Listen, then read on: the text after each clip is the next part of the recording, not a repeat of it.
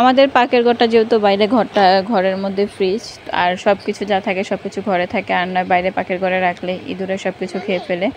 তো এখন আমি পাকের ঘর থেকে দৌড় পেরে চলে আসি হচ্ছে ঘরে থেকে কাঁচামরিচ লাগুক, পেঁয়াজ লাগুক, আলু লাগুক, যেটাই লাগে আমার ঘরে এসে নিয়ে যেতে হয়। তো যখন যেটা লাগে আমি দৌড় দিয়ে আসি, আসার পর আমি কতক্ষণ দাঁড়িয়ে থাকি। তো এসে চিন্তায় পড়ে যে আমি যে কী নিব সেটাই আমি ভুলে যাই। তো আসসালামু আলাইকুম এভরিওয়ান, আপনারা সবাই কেমন আছেন? আশা করি ভালো আছেন।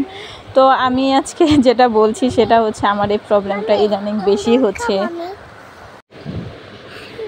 তারপরে হচ্ছে এসে দাঁড়িয়ে থাকি।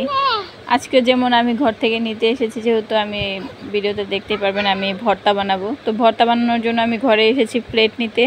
তো এখানে এসে আমি দাঁড়িয়ে আছি, আমি এসে নিয়ে গেছি একবার পেঁয়াজ, আরেকবার এসে নিয়ে গেছি ঘর থেকে ধনেপাতা, মানে একটা নেই আরেকটা ভুলে রেখে যাই, মানে আমার কি যে অবস্থা। আবার মনে করেন যে লুসনি বলি আমরা যেটাকে, এই পাতিরাগ ধরার জন্য, সেটা এনে আর কি ঘরে এসে রেখে যাই, তারপরে লুসনি খুঁজে পাই না পাতিরা রাখতে এসে।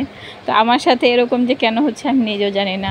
ইদানিং এই সমস্যাটা আমার প্রচণ্ড বেড়ে গেছে, মনে করেন সব কিছু ভুলে যাই, সব কিছু। এখন যে আমি কি করছি সেটাও আমি মানে একটু পরে ভুলে যাচ্ছি। এই সমস্যাটা কি শুধু আমার সাথেই হচ্ছে না সবার সাথে হচ্ছে সেটাই আমি বুঝতেছি না।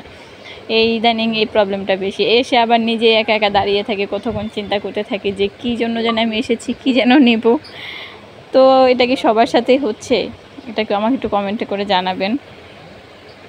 তো এই যে ভর্তা বানানোর জন্য আমি একবার আনতে গেছি ধনেপাতা, একবার আনতে গেছি পেঁয়াজ, আরেকবার আনতে গেছি প্লেট। মনে করেন এক কাজ আমি 3বার করতে গেছি।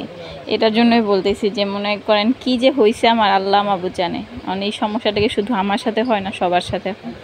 তো যাই হোক, রান্নাবান্না তো দেখলেন। আজকে রান্নাবান্না করেছিলাম হচ্ছে চিওয়া মাছ রান্না করেছি, তারপরে হচ্ছে পাঙ্গাস মাছ রান্না করেছিলাম ঝিঙ্গা দিয়ে, আর রান্না করেছিলাম ডাল আর টাকি মাছের ভর্তা।